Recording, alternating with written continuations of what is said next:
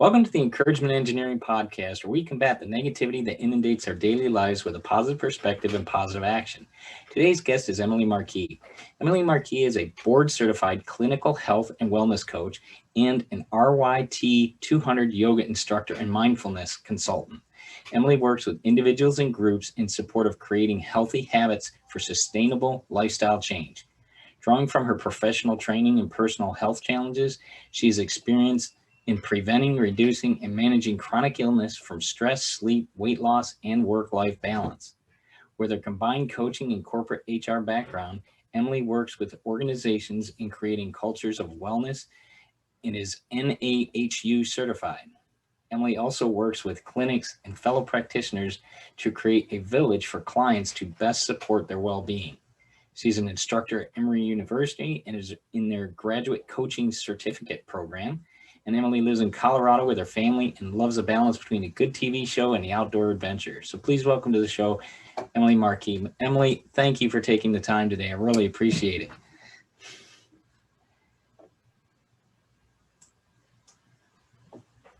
Emily?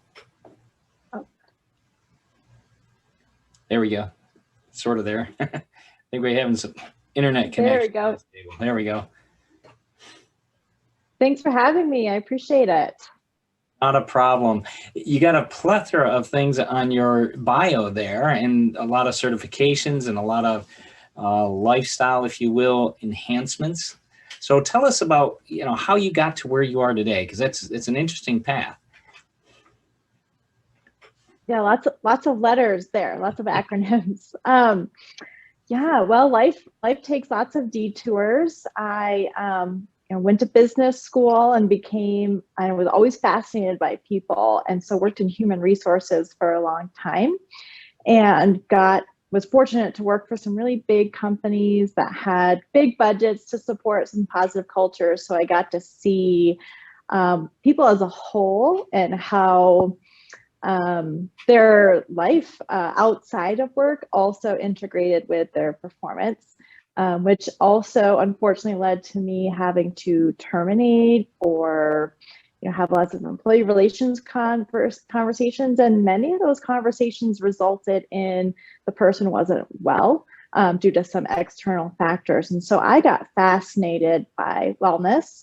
And then Obamacare came out and employers were incentivized. So I just kept diving deeper. And then myself, I was going through some anxiety issues and stress and normal stuff, and then fertility challenges and all those things, and basically was told you have to change your lifestyle or else. Right. And I was told this at a very young age, or your path is gonna not be bright. And so then I got fascinated with, okay, I had to make lifestyle changes on my own. I got really into yoga, and so I became a certified teacher. And then ever since then, I've been in private practice helping people, because when I started doing it 10 years ago, it was very new. And I have felt like I had to do it alone. And so thank goodness this is now becoming a very known profession. And the master's degree I recently received is brand new. So it's been a path that has been growing gradually over time. And that's something that people, it's great, it's coming out, but I think it's always been there, but we never really knew where it came from. And I think the study now is realizing the benefits of that whole life, if you will, scenario, and how it affects you and how it affects your gut and your attitude, and what you do, and your different pains in your body can relate back to what you do in your lifestyle, your eating habits, your exercise habits or lack of, your stress levels or lack of too much.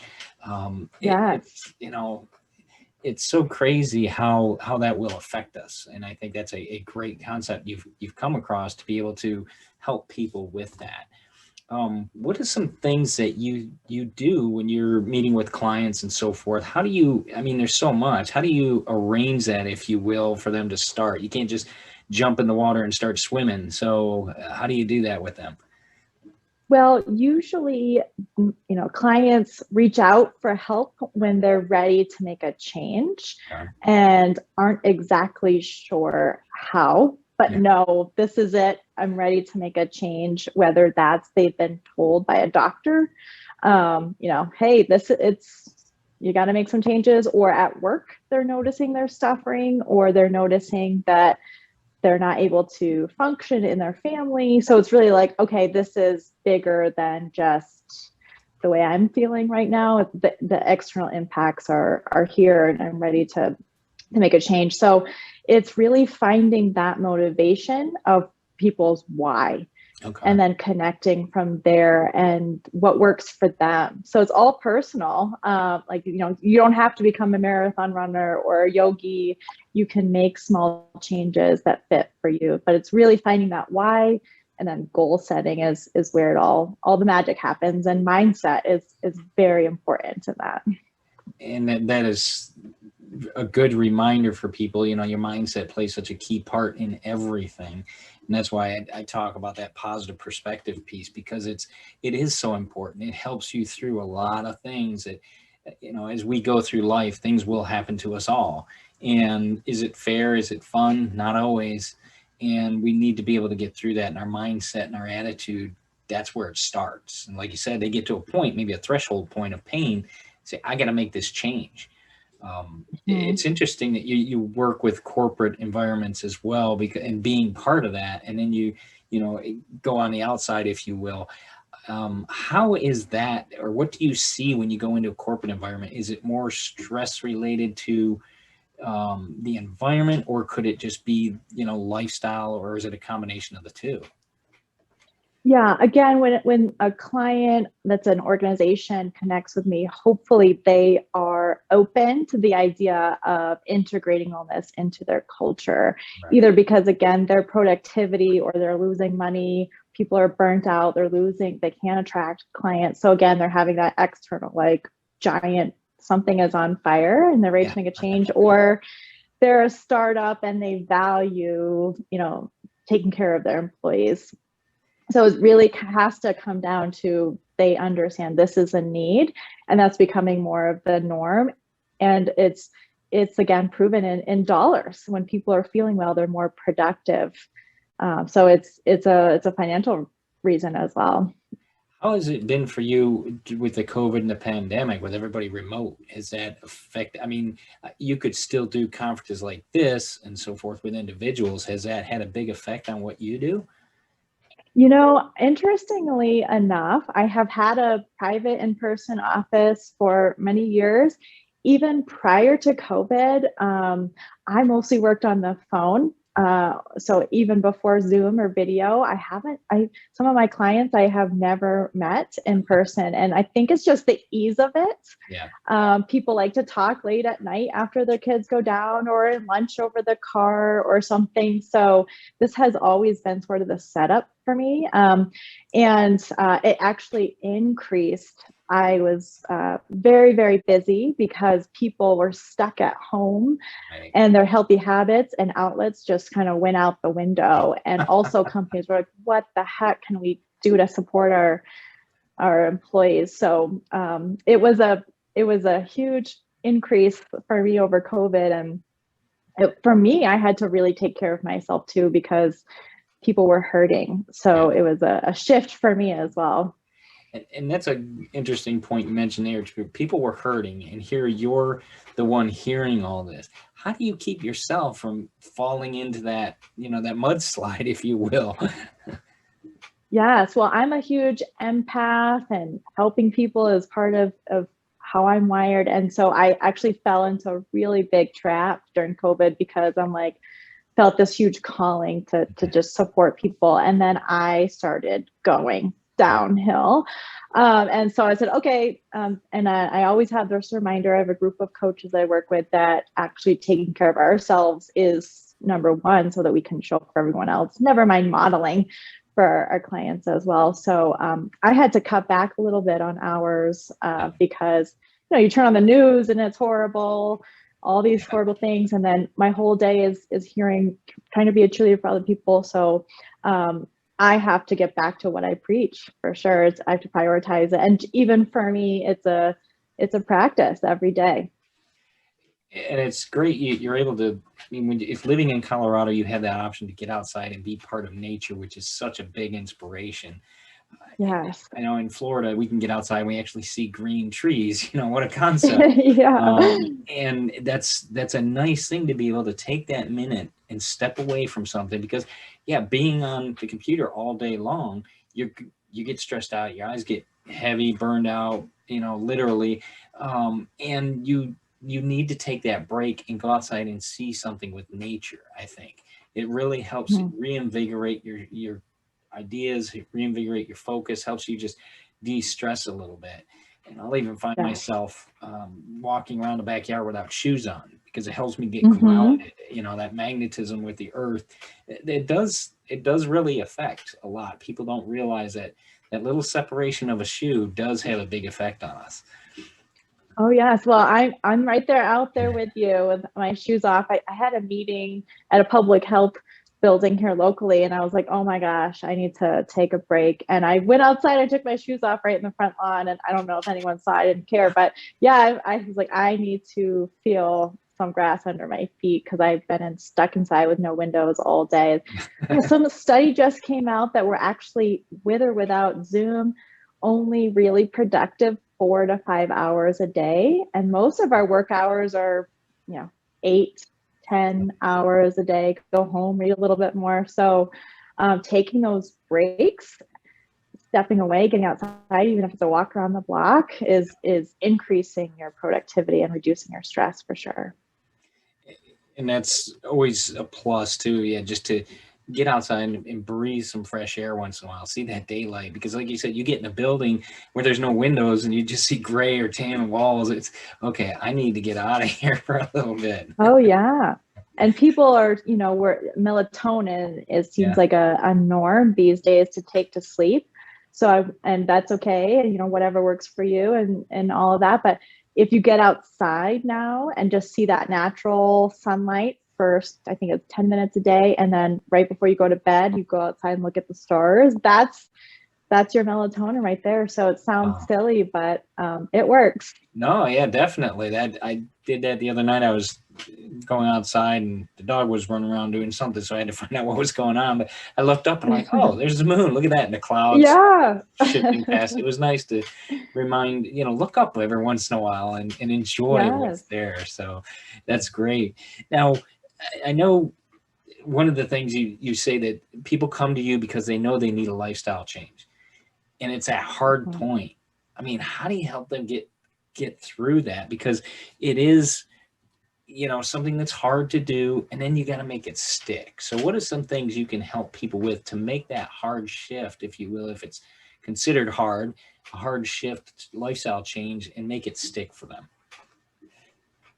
Yeah, making it stick. Well, I think a lot of that is having that motivation is your why, and it's bigger than I just want to lose weight, or but it has to be, I want to live longer. I want to be there for my kids. I want to perform well in my job, or I want to be able to travel when I'm retired or something like that. So really sticking with that, and write it out in a sticky note and tape it to everything, your steering wheel, your mirror, your workout machine, your water bottle, just that constant reminder of, why am I doing this? Because that's where you can fall off track, is why. And then having compassion. So when you're setting those goals, there's gonna be some trip ups. When you're taking action, there's gonna be some setbacks. So having that mindset of like, okay, I messed up, I'm going to try it again tomorrow, or this isn't for me, let's try something else. This is hard. And that famous word, and this is hard, and I'm going to keep going. And this is important to me, and I can do hard things. I'm capable of this. So just like having that reminder, and if it's not in your head yet, that's where a coach can come in, and when we meet, I can be that reminder for you. You can do this. So it's really having an advocate and a cheerleader to help you get that mindset, and to support you on meeting those goals. And then habits are formed over, 6 weeks. It sounds short, but one step after the other builds confidence and experience. And that's generally the journey of it. That's great, because I remember preparing to run a 5K. I didn't just go out and run a 5K. I started by running, a few blocks, and then it was a little longer, and then it was a quarter mile, and then you're doing half mile, and then a mile, and do that for about 2 or 3 weeks, and then 2 miles, and then to 3 miles, so you're ready for the race. But it's not all at once, and that's a reminder to people, like you said, habits start to form after about 6 weeks. They say 28 days. That's when it starts to cement, but realistically, it takes a little longer than that, and that change in lifestyle, that reality of what are you doing this for, I think is a great reminder. I'm always thinking putting what are those, the vision boards, make mini vision boards, put one on your water bottle, stick it on your, like you said, a small one, it's about that big, to put on your steering wheel or different things, so all the things you're doing this for. And that's a great reminder for people that, hey, the biggest thing is, you don't want to end up in a box. We're going to end up in there someday, but why not, have it pushed back a ways, Right. Well, and there was a famous trick, and which still can work now, and many more people were smoking cigarettes. They would tuck a picture of their kids into the sleeve of the pack or something like that. So that motivation is really, really important. Yeah.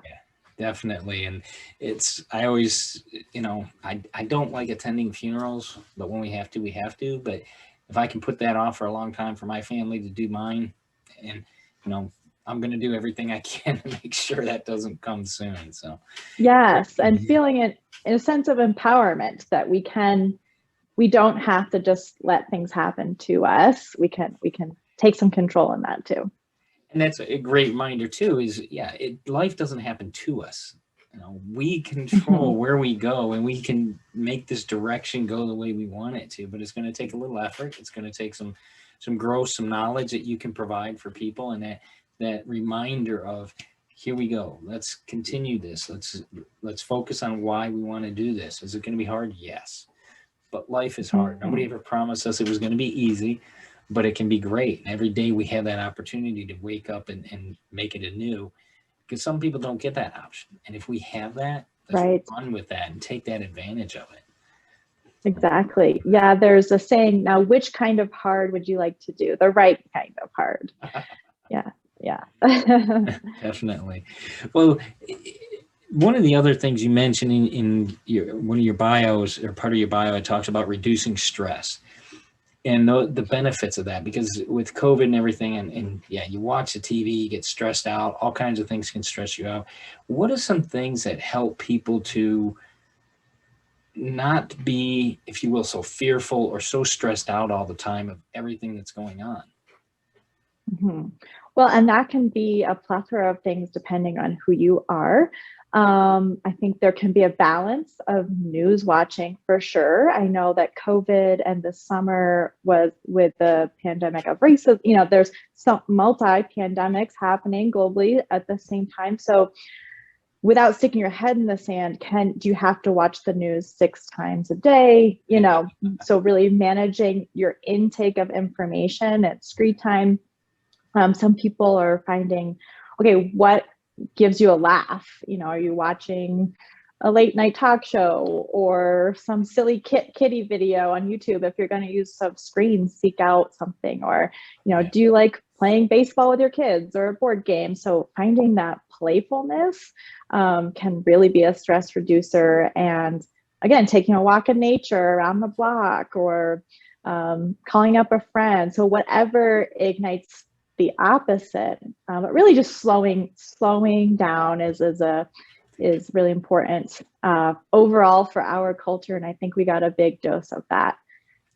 Yeah, and with being a yoga instructor, it's interesting too, because I've read several things about the breathing and what that does for you. Can you tell us how that can affect your reduction in stress? Because I saw an article about it, or a news story about it recently, and the effects of breathing. Can you fill us in on that? Oh, yes. So it's being a yoga instructor, meditation and breathing, or pranayamas, as we call it in Sanskrit, is something that's built into a way of life. And I think that can be adverse to some people who are like, I don't meditate, I'm not a yogi, I don't need to breathe. But now science is backing up that it's helpful whether you're a yogi or not. And my partner, he read that book, Breathe, which was all science evidence on how it helps. So now he's convinced it's helps. It's not just woo woo, but yeah, the breathing. I mean, it can literally slow down the anxiety by tapping into your parasympathetic nervous system. Just noticing where you're breathing into your belly or your chest, and just taking that change down to your belly. It ignites your parasympathetic nervous system. So if you notice during the day when you're stressed out, like, oh, you're in a meeting, your jaw's clenching up, your shoulders are up, and you notice you start breathing in your chest, you can just put your hand on your belly and start breathing on your inhales into that, and it ignites physiological stress reduction. So much to talk about on the breath work. It's huge. And in the middle of the night, if you're waking up in the middle of the night, maybe the last thing you want to do when you're trying to solve the world's problems at 3 a.m. is sit down and breathe. Yeah. But it really gets you out of the mind and into the body, and really ignites the stress reduction. Do you find that helps people to center back with, if you will, to their body, their oneness? Mm-hmm. Yes, I mean, it for sure. It just helps you again get out of the fear, and back to what is real in this moment. It's like, okay, I am safe, I am breathing, I'm alive, I'm not, the world isn't ending. So it just really gets you out of your brain. And in the oneness, you can also say those positive things, like, I'm breathing in new energy and I'm letting go of the stress. So it also helps the visual of like taking in possibilities or perspective and letting go of fear. It can help with that too. That's a good reminder. Yeah, speak that as you're doing it. It does. I could just picture it as you were saying it. I'm like, wow, that, just watching it just exit from your body. And that's a great analogy. It was interesting because Tony Robbins does a breathing thing before he goes out on stage, and he even has it for people to do. It's a 3-minute breathing exercise, and it talks about that same effect of how it clears your mind, it reduces your stress, and just energizes you in the right way because it oxygenates through your whole body. Great, interesting things that people forget. It's like, oh yeah, I gotta breathe. Yes, you do. To be able to live, we do need to breathe. Yes, we're fortunate. And then if you can shape it or deepen it, it's literally our life force is our breath. Right. And it does, like you said, it helps you to reduce that stress. And I think that's key, especially in corporate environments. That only takes a few minutes to do. And it's a great reminder, great relief piece that you can just, okay, calm down. We'll get through this. Because it's interesting too. Most people will create their own fear. Fear is a futuristic look at what could happen, but it's something we create. It's not the reality of what can happen or what will happen. And so we create this big ball of twine and in our stomach, that stress ball that goes right there. We got to be able to get rid of that. Yes, and movement of breath like ignites our cells, and so it moves stagnation in our body and our digestive system. The other thing at work is it can really create that space between our stress and our reactions. So if you want to, lick your fingers and type out that angry email response, maybe you make a rule of thumb: before I send every email today, I'm going to take a deep breath and reread it. And then you reread it and you're like, oh, okay, I don't need to hit send on that one. Or every time you enter a meeting, just take one deep breath to reset. And it can just be a moment of a pause in your body and a mindset shift as well. That's a great reminder because it doesn't take a whole lot of time. Walking between meetings, sometimes you can do that. Or like you said, if it's in the same room, go out, walk down the hall and come back. It doesn't take a long time to do this. So, right. Great. And you mentioned, it's an uphill battle for a culture of wellness, if you will. Is that changing because more people are seeing that, do you think? Yes, they say the Eastern and the Western world, the culture, like the Eastern cultures, are giggling like, oh yeah, we've been practicing this for thousands of years. Preventative medicine, like everything you do, has an impact, a consequence. Our culture is just different. And that's what we were foundationally raised on here in America. And now, again, science is backing up that. I think 75% of doctors' visits now, they are linking to choices that we've made in our past. And so the need for being preventative is not only saving money, but also just linking to to supporting people in a new way. And I think that businesses as well are seeing burnout is a reaction or too late. So what can we do to take care of people? This is a huge, exciting shift for all of us who've been working in this way for so long.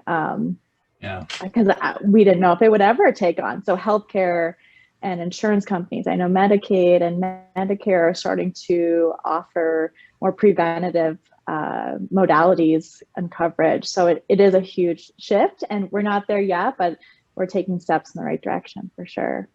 And you brought up a good point, because Medicaid, being the older generation, those are the people that built what we're living in now. They deserve the respect to be able to unstress, because what do they have to do? If they're in a nursing home, all they think about is, maybe when's lunch, when's dinner, but they think about something, and the smallest thing turns into a big to do because there's nothing else they're thinking about. And this is a form to go in and help them to see alternate ways of thinking, breathing, relaxing. I'm sure they enjoy the company of other people coming in if they're in a facility, things like that. That's just a reminder for people that if you have older people in your life, take the time to be with them, because if they end up in a facility, it's not always a picnic. And it's not. Yeah. No.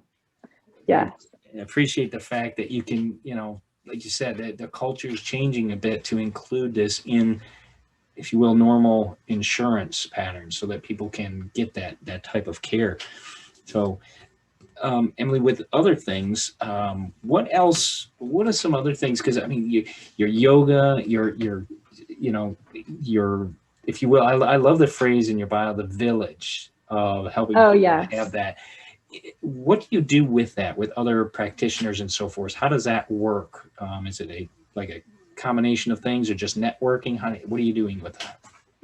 Yes, I do networking with that, referring back and forth. And also I have a scope. So as a coach, I can help people make lifestyle changes, but I can't tell you, if we come up upon a barrier. So oftentimes we'll be like, okay, you're not making the changes. Let's look at why. It could be, oh, you have a food allergy, or, oh, you have some trauma that is getting in your way, or you actually have maybe some biological things. So my job as a coach would be like, why don't you go see a therapist or a dietitian or a doctor to really help you with some medication? And then we can work through, okay, what do the changes look like, and some accountability there. And vice versa. Doctors don't necessarily have the time. They can give advice and recommendations and prescriptions, but not meet with patients after they leave the doctor's office, and patients can feel so overwhelmed. So it's really that village of support, and knowing now you don't have to do it alone, and there's so many people out there wanting to help. So that's what the village is. And it just feels better that we as practitioners can work together, but also as a client, you feel well cared for. And that's important, because like you said, people going to the doctors, I mean, they come out of there with their heads spinning sometimes. Doctors just trying this, try this, or, they maybe, they'll go in there and they'll forget to ask questions they really wanted to ask. And it's like, I gotta make another appointment just to ask this, or call back. And you're kind of that bridge then, or this network can help with that. So that's good to hear. You're able to do that for not only your clients, but, helping people in your life. So that's a great concept. Yes. Yeah. And a lot of people, they don't know their own health numbers. Like, what is my BMI? What is my cholesterol? Or, AC1 or something like that. And that's good to know, so that if there's ever any changes, you know what your healthy baseline is, or so that when you go to the doctor, you can be your advocate, or they say something about your lab results, you know what it means and what you can do or bring to a coach to work with. So yeah, just taking all the information and then working with someone to help you digest it and make the changes. That's good, because so many times it's, they want to hand you a prescription of something. And I hate taking these different types of medicines. It's like, I want to go to a general practitioner that will be health conscious or natural, if you will. And some of them do, some of them don't find that one that works for you, but definitely a good, like you said, what's that balance? I think that's an individual thing, but helping somebody to guide them through that, it's important. Yeah, and I do get clients reaching out to me initially because their goal is to get off of or reduce all the medications they're on. And so that can be a trigger. And so that's when I can also work with the doctor. What's a safe way to get that done together? Yeah, that's a good point. It's got to be safe. It's not just cut it off and see what happens. Yeah, right. Spiral down. Okay, not what we want. But yeah, that's great information. Well, Emily, where can people find out more about you and your website and things, and how they can get a hold of you? Yeah, the best way is on my website, Emily Marquis, marquis.com. That's the best way. I work nationally, and there's a free health quiz. You can kind of learn what I'm about and what healthy lifestyle means. And that's the best way to find me. All my contact information is there. Great. And we will definitely put that in the show notes, so so people can get a hold of you. And I'm glad to know you're national too. That's intriguing as well. Yeah. Because if you need somebody that you're not sure, you want to ask some questions, check out Emily's site, see what she's about, see if she can give you the help you're looking for. So we'll put that in the show notes. But I want to thank you, Emily, for being a guest on the Encouragement Engineering podcast. I really appreciate your time today. I really appreciate what you're able to give our audience. So thank you for being here today. Thanks, Bob. I appreciate you and your audience as well. Thank you. Thank you.